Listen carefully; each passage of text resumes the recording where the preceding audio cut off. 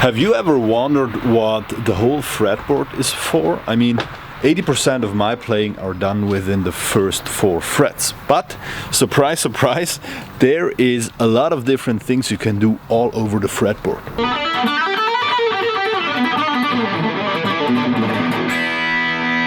But the new lesson that Albert gave me kind of opened my mind when it comes to a guitar fretboard.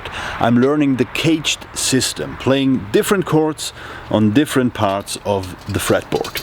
Coming up.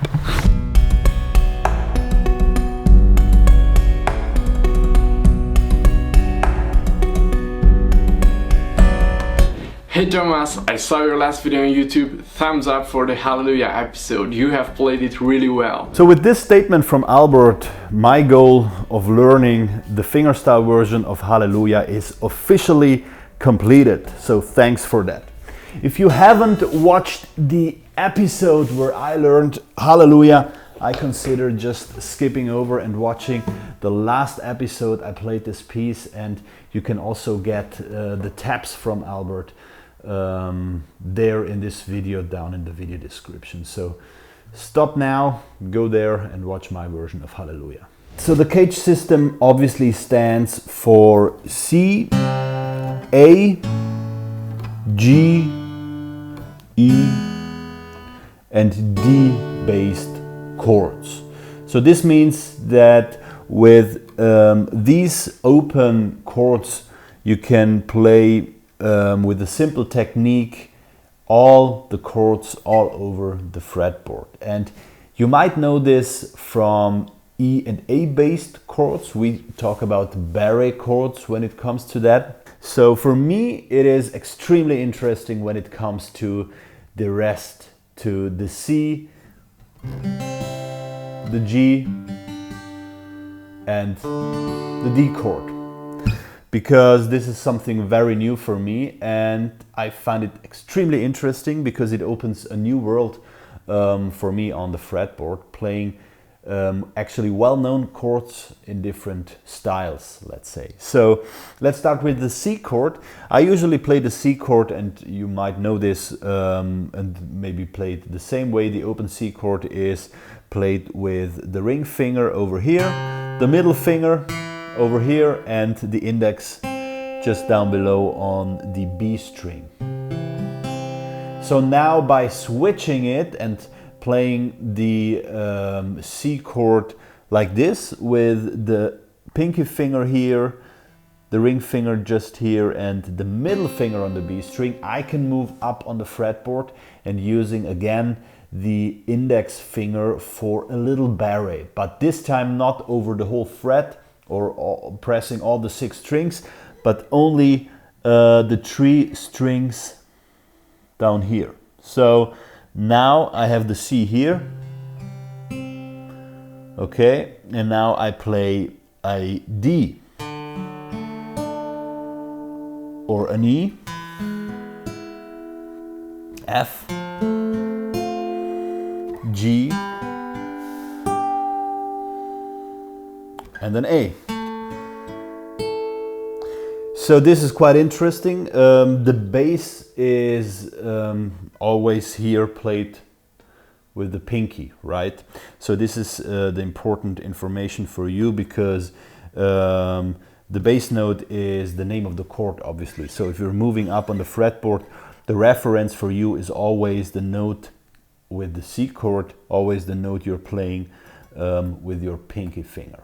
Okay, it's getting a bit harder when it comes to the G chord, because with the G chord you need to do a lot of work with your left hand. You need to press notes over 4 frets, and this is very tricky, at least on the lower end of the fretboard. It's the same game with the C chord. I usually play the G chord with my middle finger just here on the E string, playing the G, the bass note.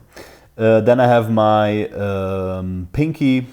my index finger here on the A and the ring finger on the E string. And I switch it now and go with the pinky on the E, with the ring finger on the E over here, or it's basically a G note on the E string and my ring finger here on the A. So you see I already have struggles playing a normal G. So if I now move up, I can use the index finger once again for a little barre, and this is basically only playing or pressing the 4 strings here, the D, the G, the B and the E. So I move up. You see here that the ring finger is just pressing the bass note, which is the reference for us. So now we have the G here. If I move up, I have the D. But this doesn't really sound good, right? So I need to do some barre here with my index on the 2nd fret, and this is getting quite tricky because it's just pressing notes over 4 frets, and this is yeah, it's not easy if you're not used to it, and but it sounds like this if it works. So this also for me means there is a lot of practice time I need to spend, especially on the G chord. And maybe, I think it was on the first episode of this series, if you just go back, I just told you about some small warming exercises, warming up your hands, shaking the hands or stretching the fingers. So we have the A, and you get up, you can just move up on the fretboard. It's extremely hard for me, man. So we have the C, okay, D, and the E, okay. The D chord, the last one here in this row within the CAGED system, I found it quite interesting because it's not basically using the whole strings, but only the 4 strings. And we already have this with the D major, I feel. This is always very mid and high focused, right? So you have not much of a bass, not like with the G, okay?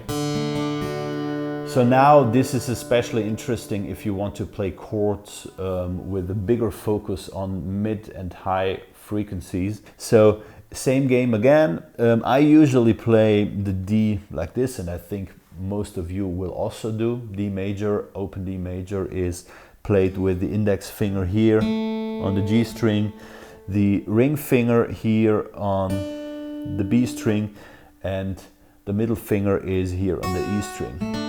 Now I switch and I go with my pinky finger here on the B string and the ring finger on the E and the middle finger on the G string. And with this I can just simply move up by adding the bass note here on the pinky with the index finger, okay? Now I have the D,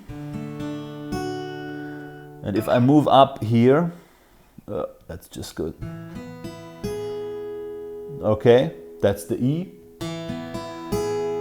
If you see here, okay, it's both an E, but they have very different sound quality, okay? Oh, not the quality, but they just sound different, okay? It's a variation of a chord. So here we have the E. Then we can just simply go up by playing. We have the F, then the G, okay, it's an A. You can play it here or here. That's basically it. So this is basically the CAGED system, and for me, when I think about getting used to this system, it comes down to, I think, 2 very important points. Number 1 is I really need to strengthen my left-handed fingers, because especially with the G-based chords on the fretboard, you just need to press a lot of notes, a lot of strings over 4 frets, and this is very exhausting. So having strengthened fingers will help a lot to get or improve the sound of these chords while I play. And second is I need to go back and do a little bit more of a theory on the guitar, so basically learning all the notes on each string, on each fret, because this helps obviously learning or obviously playing these chords on the fly. Because when I want to play a C, a major C in a D shape, I first of all need to know, okay, where is my bass note, and starting from this I can press the chord.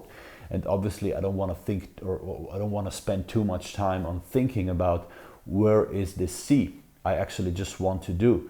So I think this is very important for me to really understand or learn again the different notes on the frets, and that's basically it for me. Using this CAGED system and getting used to the CAGED system opens me and us a whole new world of playing the same chords all over the fretboard, and this is just fantastic. So now I just need to get used to it and do some practice, or as we say in this series very often, eat, sleep, practice, repeat.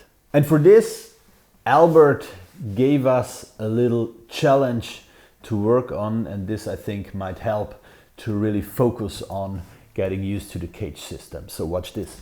My challenge for you is to try to play your favorite song in different positions and different chord shapes on the guitar fretboard. It will challenge your brain and it will open new chord voicings that can be really useful. This is the perfect challenge for me and for us together to learn the CAGED system and to get used to it. So here is what I did. I just opened the BR CAGED challenge hashtag on our Instagram, and I uploaded my favorite piece, or it's well, not my favorite piece, but it is a piece I was currently working on, played with different CAGED variations, and I uploaded it on our Instagram channel. I kindly invite you to just head over there, watch my video, leave a like, leave a comment, and then obviously the most important thing, make a video of your piece played in different CAGED variations and upload it there in this hashtag. And I'm really looking forward to see how you are moving forward and getting to next levels on your guitar skills. That's it for this time. Leave a like down or subscribe to our channel if you haven't yet, and please comment down below. Tell us your story, tell us what you think about this, give us inputs, give us feedback. We really appreciate that. So see you next time.